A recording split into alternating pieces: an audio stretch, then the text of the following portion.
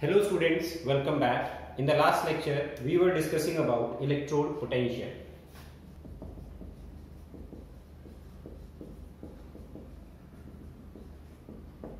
So what is electrode potential? It is defined as the ability of an element to get oxidized or reduced when it is dipped in the electrolytic solution of its own ions. Electrode potential ability होती है किसी भी element की oxidise होने की या फिर reduce होने की जब उसी एलिमेंट को उसी के इलेक्ट्रोलाइटिक सॉल्यूशन के अंदर डिप किया जाता है। तो इलेक्ट्रोड पोटेंशियल जो है on the basis of this ability to get oxidised और reduced it is of two types. अगर कोई एलिमेंट अपनी ही इलेक्ट्रोलाइटिक सॉल्यूशन में ऑक्सीडाइज हो जाता है तो ये बोला जाएगा इट हैज ऑक्सीडेशन पोटेंशियल। तो पोटेंशियल एबिलिटी को बोल रहे हैं यहां पर। ऑक्सीडेशन पोटेंशियल का मतलब एबिलिटी टू गेट ऑक्सीडाइज्ड। और अगर कोई एलिमेंट अपने ही इलेक्ट्रोलाइटिक सॉल्यूशन में रिडक्शन शो करता है तो इसका ये मतलब हुआ कि that substance has a reduction potential. अब एक एक एग्जांपल लेते हैं इन दोनों का, ऑक्सीडेशन पोटेंशियल और रिडक्शन पोटेंशियल। ऐसा कौन सा एलिमेंट है जो अपने ही इलेक्ट्रोलाइटिक सॉल्यूशन में ऑक्सीडाइज होता है? तो एग्जांपल लेते हैं zinc. Zinc is an element which shows a tendency of oxidation in its electrolytic solution. Example is zinc. तो हम जिंक मेटल की एक इलेक्ट्रोड जो है इसको लेते हैं और इस इलेक्ट्रोड को इसी के इलेक्ट्रोलाइटिक सॉल्यूशन में डिप कर देते हैं। तो electrolytic solution for example ZnSO4, आप ZnCl2 भी ले सकते हैं, जिंक नाइट्रेट भी ले सकते हैं। जिंक का सॉल्ट होना चाहिए, ये कंडीशन है यहां पर। अब देखो बच्चों, जैसे ही आप जिंक की इलेक्ट्रोड को जिंक सल्फेट की सॉल्यूशन में डिप करते हैं तो ये मेटल टेंडेंसी रखता है ये रिएक्शन शो करने की। This metal has a tendency to get oxidised. Oxidation का मतलब लॉस ऑफ इलेक्ट्रॉन। तो जिंक जो है वो इलेक्ट्रॉन लूज करेगा और ये जो इलेक्ट्रॉन लूज करेगा ये कहां जाएंगे? ये इस इलेक्ट्रोड की सरफेस पे जमा हो जाएंगे। तो जिंक के एटम्स जो यहां आउटर लेयर बना रहे हैं ये ऑक्सीडेशन शो करेंगे और ये कन्वर्ट हो जाएंगे Zn2 पॉजिटिव आयंस में। अब देखो बच्चों, आपको लास्ट वीडियो में मैंने समझाया था जिंक के जो एटम्स होते हैं जो न्यूट्रल होते हैं they are more stable on this electrode, they have more stability on the surface of electrode. लेकिन Zn2 पॉजिटिव आयंस जो हैं they are more stable in the solution. ये इलेक्ट्रोड की सरफेस पे स्टेबल नहीं होते, सॉल्यूशन में स्टेबल होते हैं। तो धीरे धीरे क्या होगा, जिंक के एटम्स ऑक्सीडाइज होते रहेंगे और ये सॉल्यूशन के अंदर जाते रहेंगे। अब देखो आपने क्या किया था, इनिशियली आपने ऑलरेडी जिंक सल्फेट की सॉल्यूशन बना रखी है। ये जो सॉल्यूशन आपने बना रखी है इसके अंदर ऑलरेडी Zn2 पॉजिटिव आयन है और SO4 नेगेटिव आयन है। अभी तक क्या था, चार्ज बैलेंस था। आपने इनिशियली जो सॉल्यूशन बनाई थी उसका चार्ज बैलेंस था, लेकिन जब ऑक्सीडेशन होता है तो और ज्यादा Zn2+ फ्रॉम इलेक्ट्रोड आ जाते हैं सॉल्यूशन के अंदर। तो ऑलरेडी Zn2+ थे और ज्यादा Zn2+ आ गए तो ओवरऑल क्या हो जाएगा, इस सॉल्यूशन के अंदर पॉजिटिव चार्ज इंक्रीज हो जाएगा इस सॉल्यूशन के अंदर, ये Zn2 पॉजिटिव आयंस ज्यादा हो जाएंगे, मतलब सॉल्यूशन पॉजिटिवली चार्ज हो जाएगी। अब देखिए इस इलेक्ट्रोड की सरफेस पे क्या जमा हो गया, इलेक्ट्रॉन्स। इलेक्ट्रॉन्स पे कौन सा चार्ज है, नेगेटिव चार्ज। और सॉल्यूशन के अंदर क्या जमा हो गया, Zn2 पॉजिटिव आयंस। इन पे कौन सा चार्ज है, पॉजिटिव चार्ज। तो नेगेटिव चार्ज पॉजिटिव चार्ज को अट्रैक्ट करेगा अपनी सरफेस की तरफ। तो इस इलेक्ट्रोड के चारों तरफ जो Zn2 पॉजिटिव आयन है ये क्या हो जाएंगे, अक्यूमुलेट हो जाएंगे इस तरीके से।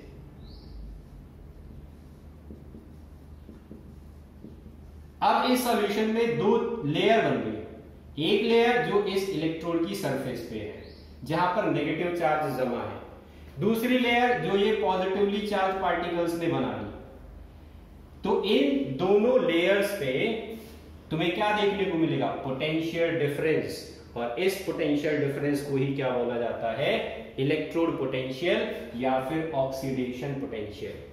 तो अब हम यहां पर ये स्टेटमेंट की फॉर्म में लिख सकते हैं कि initially positive charge is equal to negative charge in the solution. Initially positive charge is equal to negative charge in the solution. लेकिन कुछ टाइम बाद में क्या हो जाता है, कुछ टाइम बाद में Zn2 पॉजिटिव अक्यूमुलेट हो जाता है। After some time the solution becomes positively charged. Negative charge on the electrode and positive charge in the solution results into a potential difference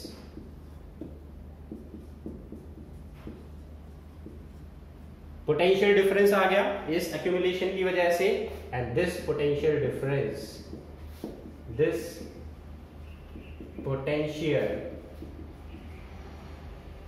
difference is called, क्या बोलेंगे इसको, oxidation potential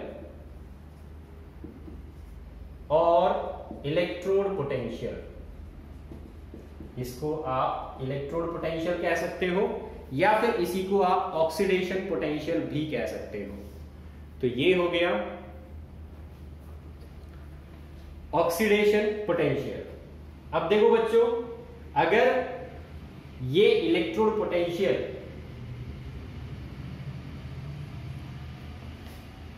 इस solution को बनाते time आप 1 molar concentration बना लेते हो, if concentration of ZnSO4 solution is equal to 1 molar और टेम्परेचर जो है वो 298 केल्विन मतलब 25 डिग्री सेंटीग्रेड और प्रेशर जो है वो 180 m हो, तो ये इलेक्ट्रोड पोटेंशियल जो है, then this electrode potential is called standard electrode potential और इसको रिप्रेजेंट किया जाता है E0 से। तो अगर ये कंसंट्रेशन सॉल्यूशन की 1 मोलर बना दी जाए और टेम्परेचर 298 केल्विन रखा जाए और प्रेशर 180 m रखा जाए, तो इस इलेक्ट्रोड का जो भी पोटेंशियल आएगा उसको हम स्टैंडर्ड इलेक्ट्रोड पोटेंशियल बोल सकते हैं। और स्टैंडर्ड इलेक्ट्रोड पोटेंशियल का सिंबल होता है E0। अब देखो यहां पर, क्योंकि इस इलेक्ट्रोड पे ऑक्सीडेशन हो रहा है, इस वजह से इसका जो स्टैंडर्ड इलेक्ट्रोड पोटेंशियल लिखा जाता है वो लिखा जाता है पहले एटम, इंटरफेस, इसके बाद में आयन। तो अगर आप एटम पहले और आयन बाद में लिख रहे हो या किसी भी वजह से आपका पॉजिटिव चार्ज इंक्रीज हो रहा है, तो वहां पर आप ऑक्सीडेशन पोटेंशियल को इस सिंबल से रिप्रेजेंट कर सकते हो। This is the symbol of oxidation potential. अब हम लेते हैं रिडक्शन पोटेंशियल का एक एग्जांपल।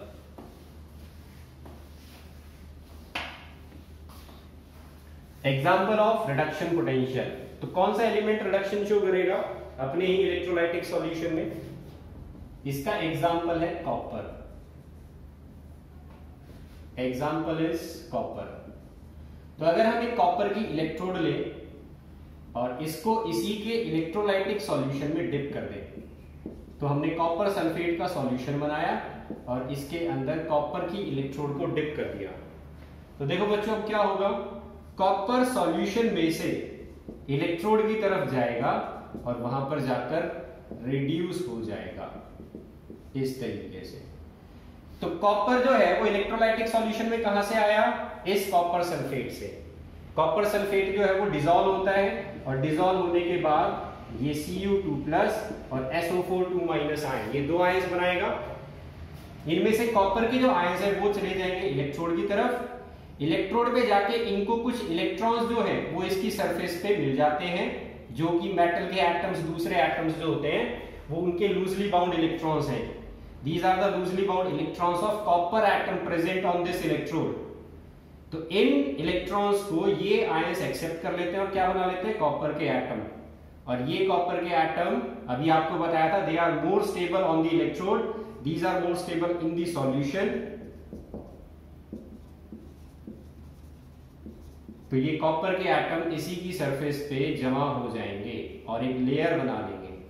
तो धीरे धीरे ये इलेक्ट्रोड जो है वो थिक हो जाएगी, इसकी थिकनेस बढ़ जाएगी। अब देखो, क्योंकि इस इलेक्ट्रोड पे इलेक्ट्रॉन्स कंज्यूम हो रहे हैं, इस वजह से इस इलेक्ट्रोड की सरफेस पे क्या हो जाएगा? पॉजिटिव चार्ज जो है वो जमा हो जाएगा। और साथ साथ इसकी सॉल्यूशन में से आपने कॉपर को कंज्यूम कर लिया, यहां पर यूटिलाइज हो गया, तो धीरे धीरे क्या हो जाएगा? पॉजिटिव चार्ज कम और नेगेटिव चार्ज बढ़ जाएगा। तो सॉल्यूशन के अंदर कुछ टाइम के बाद में नेगेटिव चार्ज जो है वो इकट्ठा होना शुरू हो जाएगा। तो यहां पर भी दो लेयर्स बन जाएंगी। तो इस सॉल्यूशन के अंदर नेगेटिव चार्ज जमा हो जाता है सॉल्यूशन के अंदर और पॉजिटिव चार्ज जमा हो जाता है ऑन द इलेक्ट्रोड। तो हम यहां पर लिख सकते हैं initially positive charge is equal to negative charge in the solution. Second point, as Cu2+ ions from the solution gets reduced on the electrode, so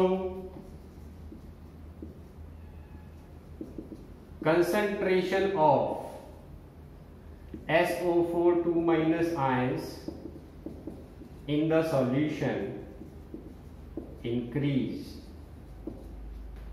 Third point, positive charge accumulate on electrode and negative charge in the solution, thus producing an potential difference, and this potential difference is called electrode potential. तो solution के अंदर potential difference generate हो जाएगा इस positive और negative charge की accumulation की वजह से। So this potential difference is called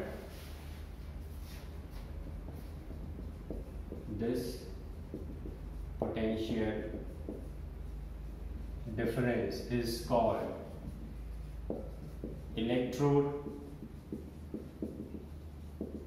potential or reduction potential। इसके बाद सेम पॉइंट, अगर स्टैंडर्ड कंडीशंस में आप पोटेंशियल देख रहे हैं तो it is called standard reduction potential या फिर standard electrode potential. If this electrode potential is at standard condition, standard condition का मतलब temperature 298, pressure 180 m and concentration of CuSO4 is 1 molar, तो इस इलेक्ट्रोड पोटेंशियल को रिप्रेजेंट करते हैं E0 से। और देखो आपने रिएक्शन क्या लिखी थी, Cu2 प्लस 2E, तो आयन पहले और एटम बाद में। तो यहां पर जब इलेक्ट्रॉन्स एक्सेप्ट होंगे तो ये न्यूट्रलाइज हो जाएगा, मतलब रिडक्शन की बात हो रही है। तो ये सिंबल हो गया स्टैंडर्ड रिडक्शन पोटेंशियल का। This is the symbol for standard reduction potential. तो ये हो गया इलेक्ट्रोड पोटेंशियल जो किसी भी इलेक्ट्रोड पे डेवलप होता है जब उस इलेक्ट्रोड को सॉल्यूशन में डिप किया जाता है उसी के इलेक्ट्रोलाइट के सॉल्यूशन में। अब हमें क्या करना है, हमें इनकी वैल्यूज निकालनी है, इस स्टैंडर्ड रिडक्शन पोटेंशियल की और स्टैंडर्ड ऑक्सीडेशन पोटेंशियल की, जो हमने पिछले केस में डिस्कस किया। हमें इनकी वैल्यूज पता करनी है। इनकी वैल्यू अगर हमें पता हो जाए तो हम इनका यूज करके कोई भी सेल बना सकते हैं अपनी रिक्वायरमेंट के अकॉर्डिंग। तो आपने देखा होगा, आप डेली लाइफ में बहुत सारे सेल्स यूज करते हो। कोई 1.5 वोल्ट का होता है, कोई 6 वोल्ट का होता है, कोई 12 वोल्ट का होता है, कोई 3.4 वोल्ट का होता है। वो वोल्टेज हमें इन इलेक्ट्रोड पोटेंशियल से ही मिलती है। तो हमारा अगला काम है, हमें इन इलेक्ट्रोड पोटेंशियल की मेजरमेंट करनी है। Measurement of this electrode potential कैसे करें? तो यहां पर हमारे सामने एक प्रॉब्लम आती है। क्या प्रॉब्लम आती है? प्रॉब्लम ये आती है कि किसी भी अकेली इलेक्ट्रोड पे ऑक्सीडेशन जो है वो पॉसिबल नहीं है और किसी भी अकेली इलेक्ट्रोड पे सिर्फ रिडक्शन पॉसिबल नहीं है। Oxidation and reduction on the electrode do not take place individually। तो इसीलिए आपने रिडॉक्स रिएक्शन में पढ़ा था, रिडॉक्स रिएक्शन उस रिएक्शन को बोला जाता है जिसमें ऑक्सीडेशन भी होता है और रिडक्शन भी होता है। कोई अगर आपसे ये कहे कि कोई ऐसे रिएक्शन पॉसिबल है जिसमें सिर्फ ऑक्सीडेशन हो रहा हो, तो ऐसा पॉसिबल नहीं हो सकता कि किसी एक रिएक्शन में सिर्फ ऑक्सीडेशन हो। अगर उस रिएक्शन में ऑक्सीडेशन हो रहा है तो कोई दूसरा सब्सटेंस भी होगा जिसका रिडक्शन हो रहा होगा। तो इस वजह से हम एक सिंगल इलेक्ट्रोड का ऑक्सीडेशन या फिर रिडक्शन जो है वो नहीं करवा सकते इंडिविजुअली। अगर किसी इलेक्ट्रोड पे ऑक्सीडेशन करवा रहे हैं तो साथ साथ हमें किसी दूसरी चीज का रिडक्शन भी करवाना पड़ता है। और अगर हम किसी इलेक्ट्रोड पे रिडक्शन जो है वो स्टडी कर रहे हैं तो उसके साथ साथ हमें एक ऐसी चीज लगानी होगी जिसपे ऑक्सीडेशन हो रहा होगा। जब आप ये कपल बनाएंगे, अगर किसी का ऑक्सीडेशन हो रहा है तो उसके साथ रिडक्शन करने वाली चीज लगाओ, अगर किसी इलेक्ट्रोड पे रिडक्शन हो रहा है तो उसके साथ ऑक्सीडेशन करने वाली चीज लगाओ, तो ही वो रिएक्शन पॉसिबल होगी। इंडिविजुअली रिएक्शन नहीं हो सकती। तो हम कोई ऐसा सेल नहीं बना सकते जिसमें सिर्फ एक इलेक्ट्रोड हो हमारे पास और उस इलेक्ट्रोड पे ऑक्सीडेशन हो रहा हो और हमें जो है वो उस एक इलेक्ट्रोड से करंट मिल जाए, ऐसा पॉसिबिलिटी नहीं होती। तो हमें क्या करना पड़ा, हमें इस ऑक्सीडेशन और रिडक्शन के साथ एक ऐसा सब्सटेंस लगाना पड़ा जिसपे अगर इस पे ऑक्सीडेशन हो रहा है तो उस सब्सटेंस पे रिडक्शन हो, और अगर इस सब्सटेंस पे रिडक्शन हो रहा है तो उस सब्सटेंस पे ऑक्सीडेशन हो। तो इस वजह से हम एक सिंगल इलेक्ट्रोड का इलेक्ट्रोड पोटेंशियल डिटरमाइन नहीं कर सकते। Hence we can not determine electrode potential of a single electrode. तो ये इलेक्ट्रोड पोटेंशियल पता करने के लिए हमने एक रेफरेंस इलेक्ट्रोड को डिजाइन किया। In order to determine the electrode potential of any electrode, we use standard hydrogen electrode. In short इसको बोलते हैं SHE, standard hydrogen electrode. This standard hydrogen electrode act as a reference electrode. तो ये जो standard hydrogen electrode हमने बनाई, किसी भी इलेक्ट्रोड का इलेक्ट्रोड पोटेंशियल निकालने के लिए इसको हम एक रेफरेंस इलेक्ट्रोड की तरह यूज करने वाले हैं. और रेफरेंस का मतलब क्या होता है? रेफरेंस का मतलब होता है एक ऐसा स्टार्टिंग पॉइंट जिसकी वैल्यू आपको पता है. तो जैसे हम स्केल से मेजरमेंट की जब बात करते हैं तो आपने देखा होगा स्केल के ऊपर एक पॉइंट होता है, स्टार्टिंग पॉइंट, जहां पर 0 लिखा होता है. तो that is your reference point. उस पॉइंट को रेफरेंस लेके तुम जो है वो मेजरमेंट करते हो. इसी तरीके से जो इलेक्ट्रोड, जिसका भी हमें इलेक्ट्रोड पोटेंशियल निकालना है, हम उसको एक ऐसी इलेक्ट्रोड के साथ कनेक्ट कर देते हैं जिसका इलेक्ट्रोड पोटेंशियल हम 0 लेके चलते हैं. तो ये पॉइंट भी आप नोट कर लेना. इलेक्ट्रोड पोटेंशियल ऑफ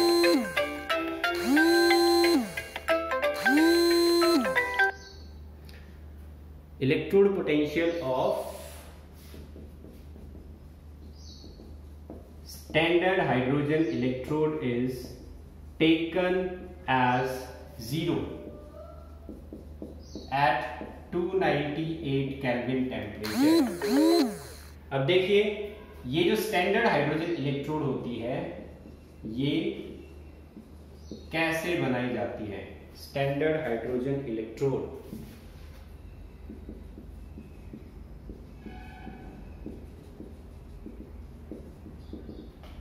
या फिर SHE. स्टैंडर्ड हाइड्रोजन इलेक्ट्रोड बनाने के लिए हम यूज करते हैं एक ग्लास ट्यूब का. इस ग्लास ट्यूब में एक प्लैटिनम फॉइल से एक वायर कनेक्टेड रहता है और ये ट्यूब जो है वो डिप्ट रहती है 1 मोलर HCl सॉल्यूशन के अंदर. इस ट्यूब के अंदर एक इनलेट होता है जहां से हम हाइड्रोजन गैस को अंदर पास करवाते हैं. और ये जो हमने नीचे फॉइल लगाई है this is platinum foil. Platinum किस लिए यूज किया गया? क्योंकि हमने सॉल्यूशन एसिड के लिए रखी है. कोई मेटल यूज करोगे मेटल इसमें डिसॉल्व हो जाएगा, तो इनर्ट मेटल चाहिए था. इनर्ट मेटल होता है प्लैटिनम, इस वजह से इसको यूज किया गया. ये स्टैंडर्ड हाइड्रोजन इलेक्ट्रोड का कंस्ट्रक्शन हो गया. This is the construction of standard hydrogen electrode. अगर क्वेश्चन पूछा जाता है what is standard hydrogen electrode, तो आप क्या लिखेंगे? It is the reference electrode. It is the reference electrode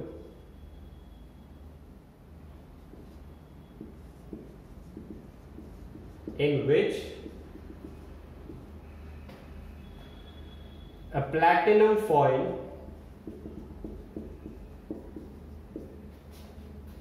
present in an inverted U tube dipped in 1 molar HCl solution and hydrogen gas at pressure of 1 atm is passed through it. So this is called standard hydrogen electrode. अब देखिए ये जो standard hydrogen electrode है इसका electrode potential 0 मान रखा है हमने. तो इस इलेक्ट्रोड के इलेक्ट्रोड पोटेंशियल को आप किस तरीके से रिप्रेजेंट करेंगे? तो इसको रिप्रेजेंट करने के 2 तरीके हैं. क्यों है 2 तरीके? उसके पीछे इस इलेक्ट्रोड का एक्शन है. तो आपको यहां पर एक पॉइंट लिखवा रहा हूं. This standard hydrogen electrode can act as cathode और anode depending on depending on the electrode to which it is connected. अगर आपने इस स्टैंडर्ड हाइड्रोजन इलेक्ट्रोड को किसी ऐसे इलेक्ट्रोड के साथ कनेक्ट कर दिया जिसपे ऑक्सीडेशन होता है, फॉर एग्जांपल जिंक के साथ हम स्टैंडर्ड हाइड्रोजन इलेक्ट्रोड को कनेक्ट कर देते हैं, तो अभी हमने देखा था जिंक जो है उस पे क्या होता है, ऑक्सीडेशन, और जिस इलेक्ट्रोड पे ऑक्सीडेशन होता है उसको क्या बोलते हैं, एनोड। तो जिंक अगर एनोड का काम करेगा तो स्टैंडर्ड हाइड्रोजन इलेक्ट्रोड क्या बन जाएगी, कैथोड बन जाएगी।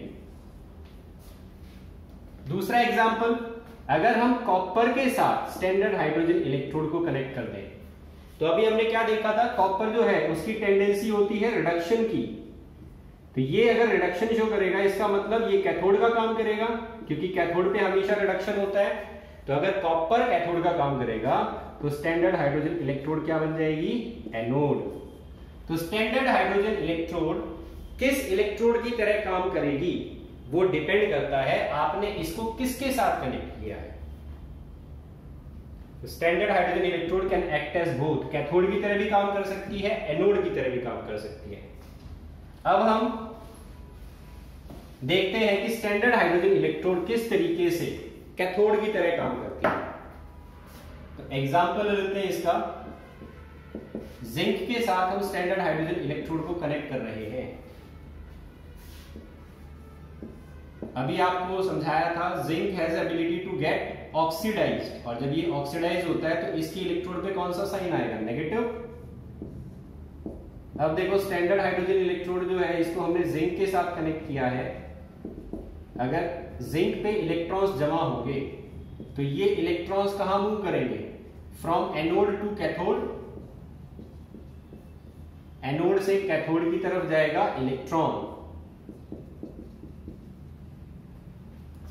और जब ये इलेक्ट्रॉन इधर मूव करेगा, शॉर्ट ब्रिज भी लगाना पड़ेगा यहां पे, तो यहां पर रिएक्शन हो रही है Zn से Zn2+ + 2 इलेक्ट्रॉन। अब स्टैंडर्ड हाइड्रोजन इलेक्ट्रोड पे कौन सी रिएक्शन होगी, तो देखो यहां पर रिडक्शन होना पड़ेगा। रिडक्शन किसका होगा, 2 H पॉजिटिव आयन जो सॉल्यूशन के अंदर प्रेजेंट है ये जाएंगे प्लैटिनम फॉइल पे, ये इन इलेक्ट्रॉन्स को, इनकमिंग इलेक्ट्रॉन्स को एक्सेप्ट करेंगे और ये कन्वर्ट हो जाएंगे H2 गैस के अंदर। So this is the reduction reaction that is taking place at this standard hydrogen electrode. तो ये रिएक्शन हुई एनोड पे और ये रिएक्शन हुई कैथोड पे। अब देखो बच्चों, हमें इसका ऑक्सीडेशन पोटेंशियल निकालना है।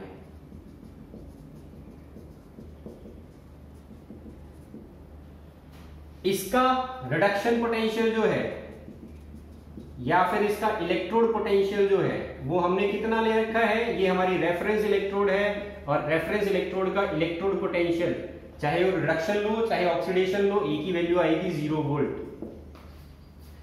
तो इसका अगर तुम्हें पोटेंशियल जो है वो पता है 0 वोल्ट, इसका तुम्हें निकालना है, तो ये वोल्टामीटर जब इन दोनों को कनेक्ट करोगे तो तुम्हें एक रीडिंग दिखाएगा। तो ये वोल्टामीटर तुम्हें रीडिंग जो दिखाएगा उसमें ये डिफ्लेक्शन शो करेगा इस तरीके से। ये डिफ्लेक्शन जो होता है ये करंट की डायरेक्शन बताता है। अगर डिफ्लेक्शन इस तरफ है इसका मतलब करंट जो है वो इधर से इधर आ रहा है और इलेक्ट्रॉन्स जो है वो इधर से इधर जा रहे हैं। तो इसका ये मतलब हुआ ये वाली इलेक्ट्रोड जो है वो कैथोड है, ये वाली इलेक्ट्रोड एनोड है।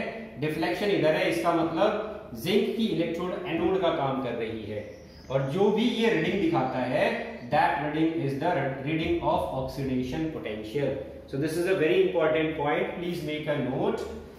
इलेक्ट्रॉन्स फ्लो करते हैं इन दोनों ही इलेक्ट्रोड्स पर। Electron flow from zinc to standard hydrogen electrode, current flow from standard hydrogen electrode to zinc, the deflection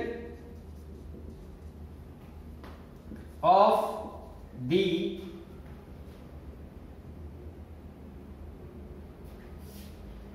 deflection shows the direction of current, hence from this direction we can predict which is anode. Hence from this deflection we get the idea about anode and cathode. Full stop. The amount of deflection gives the value of electrode potential. Electrode potential की value बता देता है कितना deflection हुआ, इसकी value. तो ये हो गया हमारा ऑक्सीडेशन पोटेंशियल निकालने का मेथड.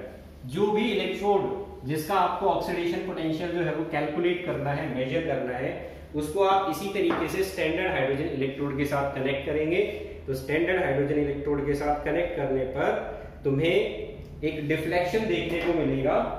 ये डिफ्लेक्शन में करंट की डायरेक्शन बताता है और इस करंट की डायरेक्शन से हमें एक तो ये पता चल जाता है कौन सी इलेक्ट्रोड एनोड का काम कर रही है, कौन सी इलेक्ट्रोड कैथोड का काम कर रही है, और इसके साथ साथ ही हमें ये भी पता चल जाता है कि जो इलेक्ट्रोड जिसके ऊपर ऑक्सीडेशन हो रहा था उसका ऑक्सीडेशन पोटेंशियल कितना है. इसी तरीके से जो है वो हम रिडक्शन पोटेंशियल वो भी कैलकुलेट कर लेते हैं. तो अब मैं आपको एक एग्जांपल रिडक्शन पोटेंशियल का दे रहा हूं, किस तरीके से रिडक्शन पोटेंशियल निकालते हैं. एग्जांपल वही कॉपर वाला लेते हैं.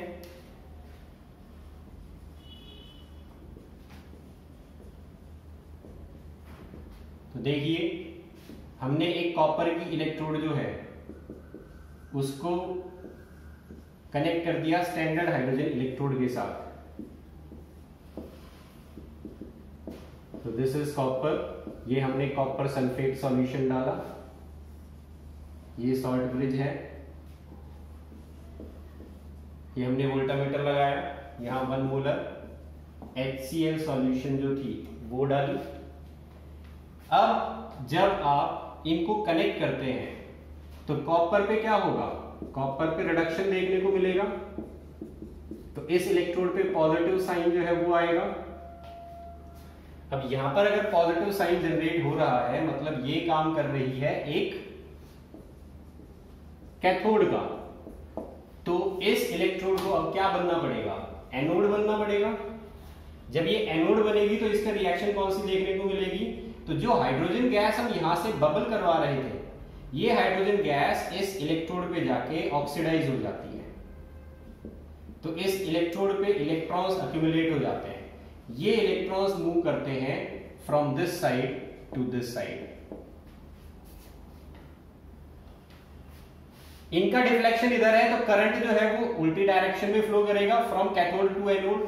तो यहां पर भी सिमिलर उसी तरीके से electron flow from SHE to copper and current flow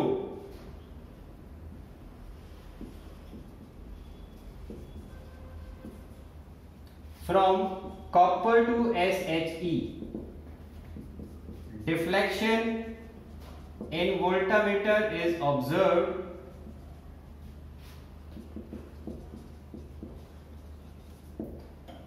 deflection की डायरेक्शन जो है वो हमें बताएगी कि कौन सी इलेक्ट्रोड हमारी एनोड का काम कर रही है, कौन सी इलेक्ट्रोड कैथोड का काम कर रही है.